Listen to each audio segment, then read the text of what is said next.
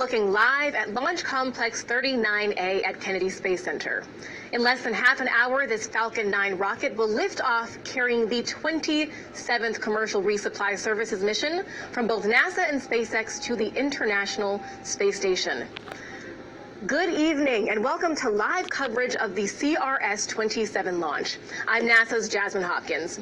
Fueling of the Falcon 9 began about 10 minutes ago, and we're counting down to an instantaneous launch at 8:30 p.m. Eastern Time.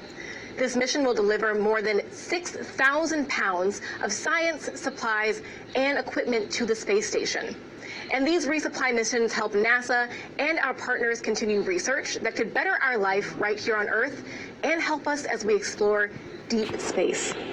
Let's go now to SpaceX headquarters in Hawthorne, California, where Zachary Lupin is standing by to tell us more about the vehicle supporting today's mission. Zach? Thanks, Jasmine. Hi, everyone. My name is Zachary Lupin, and I'm an avionics reliability engineer here at SpaceX. It's great to be covering today's mission in partnership with NASA. For those of you following along, today marks SpaceX's second Dragon mission this month, 17th launch this year, and 216th mission overall.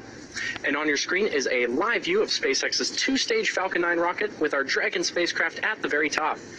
As a note, Dragon is one of the few vehicles that can deliver significant cargo to the space station and the only vehicle that can actually deliver cargo from it. Below Dragon is our Falcon 9 vehicle, which is actually two rockets in one. The lower part, also the largest part of the rocket, is called the first stage and takes up about 2/3 of the stack. It has 9 Merlin 1D engines, which accelerate the vehicle through the Earth's atmosphere and into various orbits in space.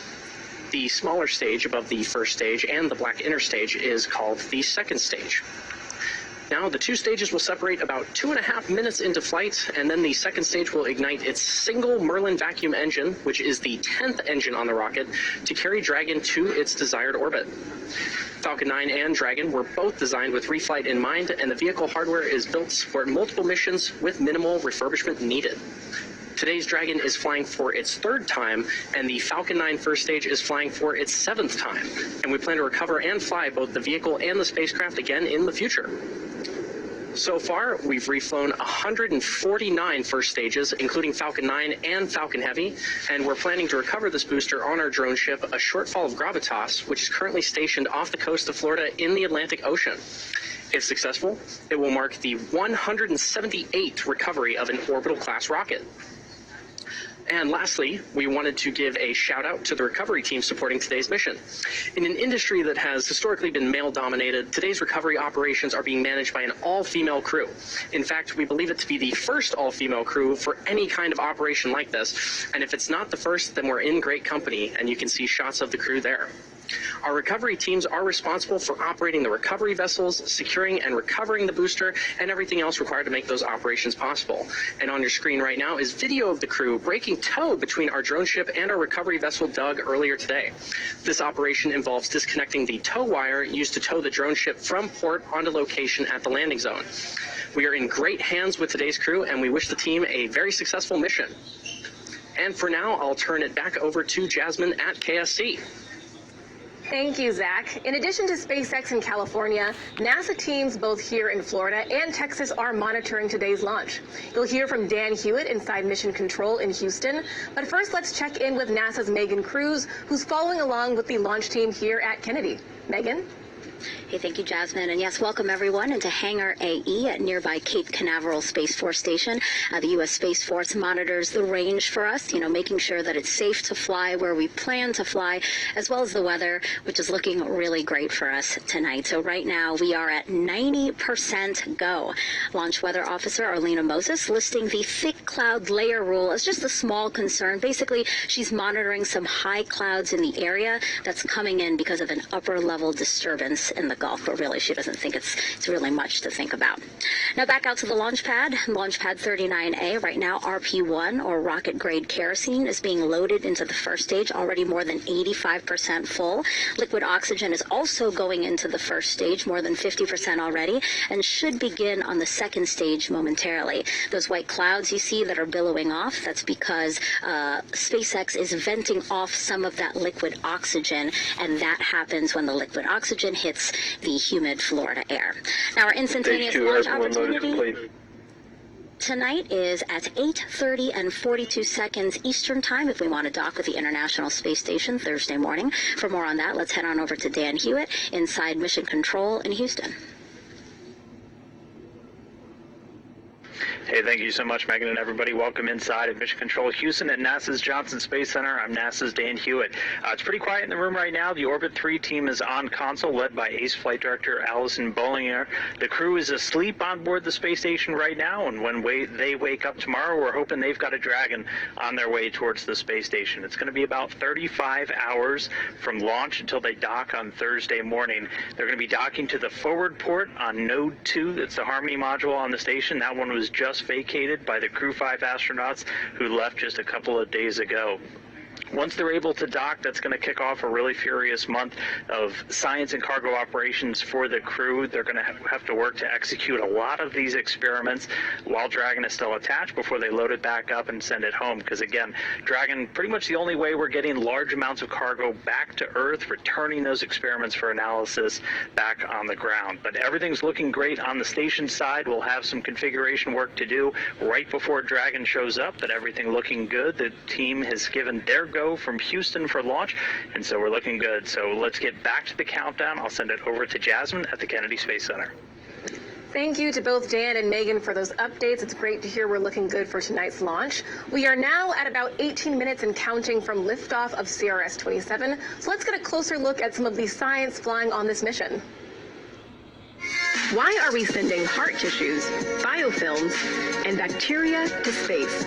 Dozens of new experiments will soon arrive at the International Space Station for the benefit of humanity and future missions. Let's take a look at what's on board the 27th cargo mission from SpaceX. 3D cultured cardiac muscle tissues are returning to microgravity to help develop new therapies for cardiac dysfunction on Earth. Radio-tolerant organisms exposed to the space environment could reveal clues to the survivability of these organisms in space and the origins of life on Earth. Researchers are sending heart organoids back to space to test drug combinations that may reduce microgravity-induced changes in heart cell function.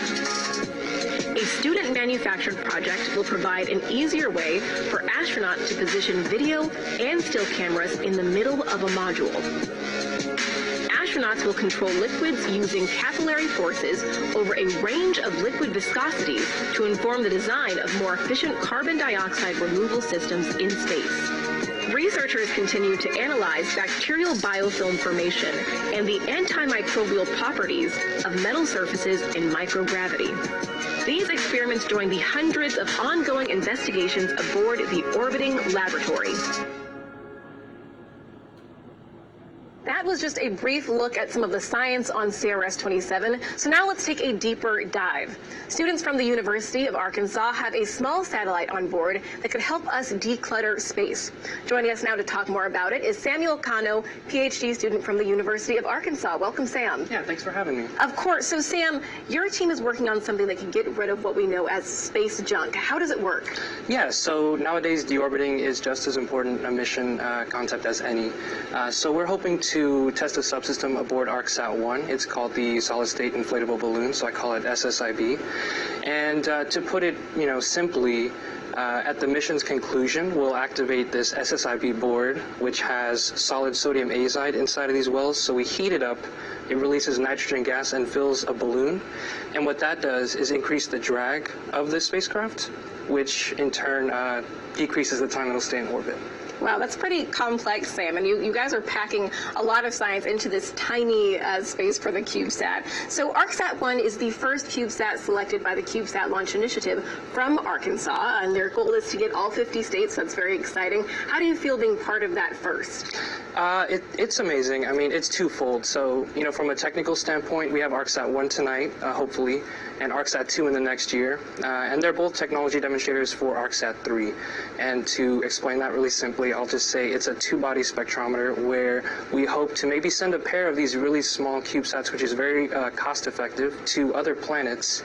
And they will basically orbit in formation flights, where one emits a laser, one receives it, and can create a more comprehensive map of the atmosphere of, save Venus in a matter of weeks. That's the idea. Wow, and it's neat too to think that you kind of have a longevity experiment here with ArcSat 1 going into 2 and 3. Will you be working on 2 and 3 as well? Of course, yeah. Right as soon as I get back, it's ArcSat 2 time. Fantastic. So you said that's launching next year. Can you tell us a little bit more about how ArcSat 1 is going to build up to ArcSat 2?